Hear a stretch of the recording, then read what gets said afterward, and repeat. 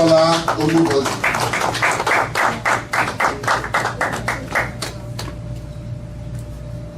Thank you. I will help you drive. I'm to help you drive it for your slide. Yes. Thank you. Good evening, everyone. Good evening. But also thank you very much for having me here. And so what I have here, it's just some kind of, my summary of understanding of what I've seen as to how most entrepreneurs have thrived. And because of what I do, I work with entrepreneurs. That's what I've done since I got to Canada. I've always worked with entrepreneurs. And I thought these information would be things that will be valuable in terms of understanding the environment, the business environment, because that's so important for us to start a business, to know the environment. And then understanding the typical entrepreneurship journey. I spoke to many entrepreneurs as in the customer business, talking to them, how did you start? Who are you? How did you, it's some kind of information that could be helpful. And then starting and managing your own business in Canada. So, one of the things that we need to realize, I think it was Dr. Johnson that mentioned the fact that what kind of impact can you make? The way entrepreneurship is viewed in Canada, it's very, very extensive. It's a government program. I know it's not that much from the background we had in the country, in Nigeria. But here, entrepreneurship is very crucial to job creation. All right, so the government put all support, all structure there. So it's good for us to know that. And then the impact entrepreneurs have on the GDP in Canada is very big. I mean, think about the fact that 80% of the GDP in Nigeria is driven by oil. And that employs a few. So I'm just trying to relate that to the background of where we're coming from, to know that the kind of impact entrepreneurs have on the economy of Canada. And so you can see the kind of support that the government has towards it. And of course, the new businesses that are starting every year, and then you look at the revenue that also comes in from doing business in Canada for the government.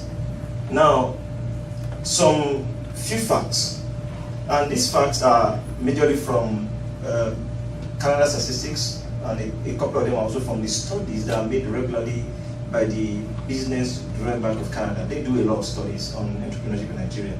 So a bit of those studies what I've gleaned together here. Canada presently has about over 1 million employer businesses. Now, an employer business will be a business that's employing at least one person. Over 1 million. Out of that, 96% employ, there are small businesses that employs 1 to 99 employees. Then of course you can see 21%, 2%. So the bulk of the businesses in Canada are small businesses. All right. So what does that mean? It means that with about, I have a business employing 1 person, 2 people. It's very common in Canada. Now, what does that also mean? Most of the businesses in Canada are typically service-oriented, as opposed to good producing businesses. And you begin to see this in the sense that, you talked about web designs and stuff like that. There's so much of, because the developed economy, there's so much of a service, it's a service-driven economy. It means I can easily start something because it's a service. You understand what I'm saying? Then, of course, you want to see that the contribution of businesses to the GDP of Canada is about 50% of right now. As at last week when I checked, Canadian GDP is about $1.6 trillion. And out of that, 50% of that is from small businesses. Think about the fact that 50% of your economy is in on small businesses. You can see the efforts, the effort government will put on that sector. And there's a lot of effort there. So what does it mean? It means that this is a nation of entrepreneurs. So we have come into a nation of entrepreneurs. And you see a bit of that as to the policies of the government. So we can understand that when I come in, there's some structure on ground that I need to understand how it works. For instance, 41% of entrepreneurs have university degrees compared to 26% of labor force. What does it mean? It means that it's very common in Canada to translate your education or your knowledge to business. It's easy. I've been to engineering firms I visited a firm. You know, it was there. I understand biochemistry. What do they do in business? They just do flavors. They do flavors. You know, flavors of fruit, juice. They just do flavors. They just create flavors. And you create a flavor. What's a flavor? You create a flavor. It's chemical, right? And you sell it to so many people. Sell flavors, not water and chemicals. And this business is doing it on for about 17 years, 18 years now, and they are doing a turnover of over $40 million. So you go into a business like that, what you find laboratories with white chemicals, mixing chemicals. But that's what you probably do in school and in sciences. So this is Canada. So much of that opportunity around there. Going forward, sector analysis, 45.7% of businesses in Canada, you find them more in construction, retail trade, professional, scientific and technical services and other kind of services. So this is also to begin to open your mind to understand that, and what's construction in Canada? There are many value chains, but it's there. So you find that if I study engineering, I could actually pick up a program in construction. And so 95.5%, I highlighted this because healthcare and social sectors, you look at 9.5%, but Canada has a very strong healthcare program. But that healthcare program also dovetails into business. You heard about social services, vulnerable sectors. Do you know that for one person that is vulnerable, what we call people that need care, one person, I was asking a social service worker and about how much a person, government pays to take care of a person. Government pays as much as $250,000 a year to take care of one person. So I asked, what does money go into? It goes to what sectors? The nurses, the various professionals that will take care of the person, and getting the person to a house. So government takes up all that, and that becomes money for someone. And do you know, to start an hospice or to take care of folks like that in Canada, you don't have to be a nurse. It's just you have management skill. Because realize that the people that will take care of them are professionals. So they are not nurses, they take them to nurses. They employ all the professionals. And so I find people, that's why I ask, are these people, they're not medical, they're just business people. They put the programs together. But all that is, regulated. So it's for me to understand that I'm also working in an environment that is regulated. See, I'm trying to address the mind shifts, because too late. Sorry to say, blacks, Africans, they don't get a match earlier than Asians. So it's very slow to adjust, and they move on in that direction and start taking advantage of all the structures already here. So you find that the private sector employment in Canada is about 11.9 million people, and out of that, small businesses employ 69% of the 11.9 million people. Now think about a sector that's employing about 11 million people. 80% of the GDP of Nigeria is from the oil sector. The oil sector employs less than 5% of the total population of employment in Nigeria. Shell, NNPC. You're talking about how many people? So one of the things, why I'm bringing this up, another thing is that by the time we master this, we also become the hope of Nigeria. Because we can take, because this is a nation of entrepreneurs, like it is taught, and we can take it back to Nigeria. I'm actually passionate about that because that is the only future for so many young people that are looking for aspiration that leadership is lacking to provide. But leadership is everywhere. It doesn't have to be in government. As a matter of fact, this year, Canada was voted the #1 country in the world for social entrepreneurship. And the report is here. Probably some of these reports are going to be available for you to read. So social entrepreneurship is very strong in Canada. What does that mean? It means you find people, I've met them before, you find someone that's from a Caribbean community that is trying to drive social and entrepreneurship awareness among that community. And I've been to many awards, and I've seen them, they got awards for being able to get the community to be aware, even here. You know, so all those things are things that as we begin to learn these things, we take advantage of these kind of opportunities. New businesses started in 2018 is about 44,700 in Canada. 35 years and under increase the new business startup between the age of 35 years and under increased by 80% last year. And 55 years below increased by 20%. So new Canadians, the kind of people that are the new Canadians starting businesses, also the data is there. And of course, you also talk about the gender, women entrepreneurs starting business in Canada. Because of time, these facts, you could get a bit or more of them, but I would probably want to run through this while I go to, you know, when we talk about understanding the entrepreneurship journey. Why is Canada the best place to start business? The regulatory framework, for instance, is very strong in Canada to start business. Canada is voted as the number 3 easiest place to start business in the world because of its structures are easier for you to work with, because of the government interest in that sector, because it drives the GDP of the country. All right. So market conditions are also very favorable in Canada. I met people that, you know, in Canada you can outsource your manufacturing. So you want to manufacture potato fufu, for instance. I met a client that does that. It's from Ghana. They've been doing this business for 15 years. He doesn't own anything. Everything is outsourced, and there are structures and regulations to help that happen. Of course, we talk about access to finance in Canada. All right, it's there. So with the details of all that we can talk about some other time, but there's access to finance.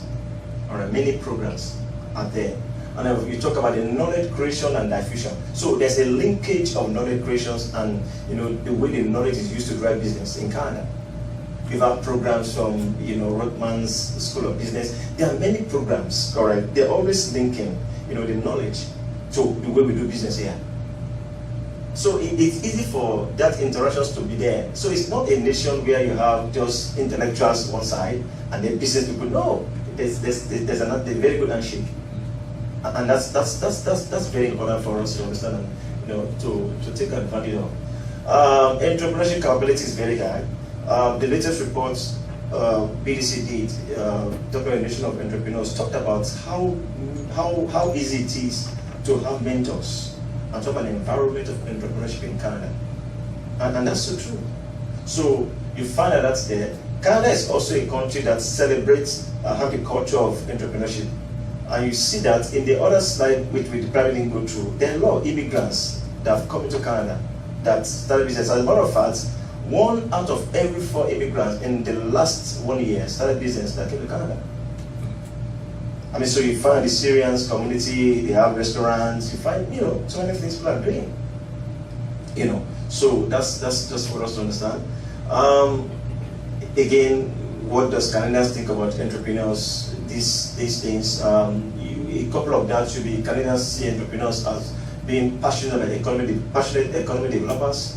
A quarter of Canadians are interested in starting their own business, so you can see that is still very much in the heart of many people. Programs are there for them to start.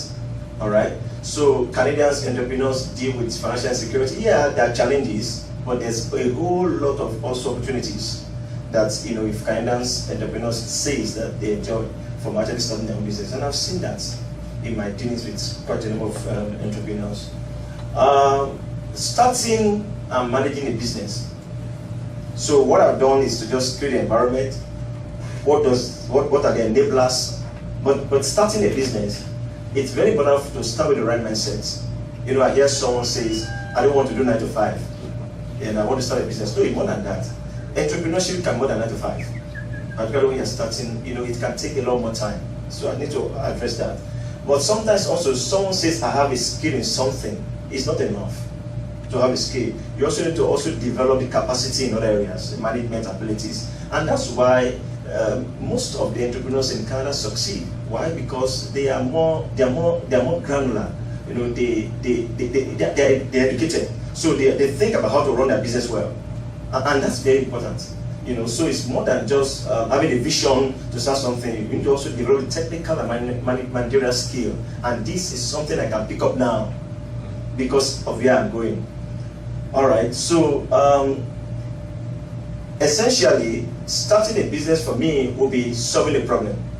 That is all I can summarize it. And I mentioned that because of I mentioned this goodness me. I met the owner in one of the meetings recently. Here was a woman that the husband was said to be diabetic. And the husband's father, who was a medical doctor, died out of diabetes. And she was a school teacher. And so the other was also said to be diabetic. And she took it upon herself to find out the cure by studying nutrition and all this kind of stuff by herself. And so she came up with a whole lot of solutions to change the food diet, started teaching, like lecturing and coaching her husband. Now that was 35 years ago. The husband is still alive now. As a result of all that, goodness me came up that business. Today the business does $64 million in sales. And what does she do? All she does is to go to the site, or they just come up with all kind of food for health, and then she lectures. Now it's a second generation business now, and the son is now the one taking over from the parents. But all that was trying to solve a problem. So my word is, I want to be an entrepreneur. It's solve a problem. Think about the problem you can solve. It's about solving problem. That is what I've met in all entrepreneurs. 2/3 of entrepreneurs in Canada are passionate about solving problems rather than making money. And so when you meet them, you meet people that are trying to solve problems. They're trying to solve problems. And I've seen that all. Okay, so I met an entrepreneur. What does he do? So you click on Amazon and they will deliver your goods to you in 7 days, right? If depending on the kind of things you're doing on Amazon. But it's a business here. What they do is that once you finish clicking, they have a technology design to connect the last click to their sites. So they pick that up on technology, and then what they do is to take the goods from Amazon website and sort. So they do sorting and dispatch. The business employs 900 people today, 400 normal staff, 500 enterprise car rentals. So they actually took enterprise group, they outsourced the dispatch to enterprise car rentals. So enterprise car rentals just supply cars. They get agents. That's all 5 years ago. Rather than they do 33 million. They are on Canada 500 fastest growing business in 5 years. They're from Guyana. I met people from Guyana, from all kinds of entrepreneurs in Canada in just 3 years. And it's overwhelming the kind of things I see people do in Canada. It's just awesome. Because it's a nation of value chain. You see, every part is protected. This is Canada. You can't say you like what I'm doing and want to do it. You can't just start. You can't just start doing it. Every part is protected. So, haircuts, it's money. So I let guys that are doing that also. And the guys, let's see, we call it barber, right? Haircuts. The wife is a dentist. And that's what the guys don't all the time. So I said all that to say that, that to you. Maybe just summarize by saying, make sure you are ready for entrepreneurship. Evaluate your options. Prepare a business plan. Register your business. Understand province differ from province, and the opportunity in different provinces. Canada is a government, it's a parliamentary system, not presidential like Nigeria. So what does that mean? It means that what does not obtain in Ontario can obtain in New Brunswick. So province differ. So you register business along the line of province, and each province has their business opportunities. So as I'm talking, the opportunity might be in Saskatchewan, but we have access to information, and you can always move all directions. You can bring in potato from New Brunswick and process it in Ontario. So there are quite a number of opportunities all across, but it's good to know all that. All right, I'll give you a bit of clue as to knowing whether you're ready. Even now, as you're going through your experiences, you ask yourself some hard questions. Do I like leadership? Am I the kind of person that give on problems? It's about solving problems. So those questions are there, and then the other one will be understanding yourself. It's very important for you to understand yourself. See, and there are tools online to assess your business readiness ability. All right, so quite a number of them are there. I do them from time to time to know. All right, it will ask you questions, and then you can know yourself. So I'm saying that it's methodical. You can learn, you can know whether you're ready, and then you can begin to improve yourself. You can go for programs and courses to improve yourself and get ready, because these tools are here. Or I can give myself, I can give myself a 2-year plan to start. I met a woman that she's you're talking about side hustle. So she lectures mathematics. What's her side hustle? She's from India. Her side hustle is online business. All right, so what does she do? She imports stuff, and sells online. And she started last year. So she came for money, for working capital. I'm like, what do you need money for? I said, I want to improve my business. So what business are you doing? She said, I sell stuff online. What do you sell? Indian jewelry, stuffs that people buy. In 1 year, she made $600,000 in sales. But she still lectures. She still teaches mathematics in secondary school. But that's what she does. You understand what I'm saying? So there's so much of those, but I need to find out about all those things, and then I can learn, I can develop myself. And then of course, evaluate your options would be either you start your own business, all right, in Canada, you can do that. You can buy an existing franchise. That means someone is running a franchise. Recently, someone bought a franchise of training kids, improving kids' education, their franchise. Because of these processes in a country like Canada, it's franchise. Paramount Food, for instance, Paramount Food is owned by the Pakistani guy. This guy is a franchise. He doesn't even learn about food. He's a construction guy. Building restaurants, building for the man. When the man was owing him, because the business was not doing well, that he converted the debts to shares and took over the business. Now the man's problem was that he wasn't developing other mills apart from the traditional mills. And so he took it over and made him look a bit more modern. But the growth of the business is more franchise, not duplicating the restaurants. So in Canada, I do well in a particular thing, I can do franchise. So when we become a fusion of Nigerian foods, we can change the narratives.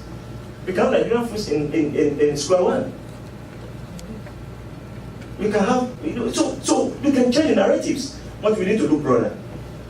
All right, so you can buy an existing business, or you can buy a new franchise, or you can also,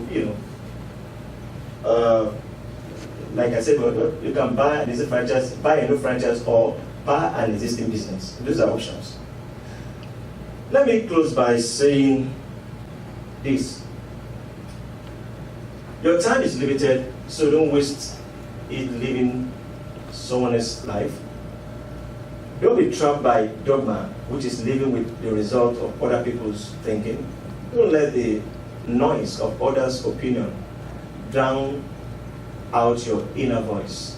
And most importantly, have the courage to follow your heart and intuition. They somehow already know what you truly want to become. Everything else is secondary. Wow. God bless you.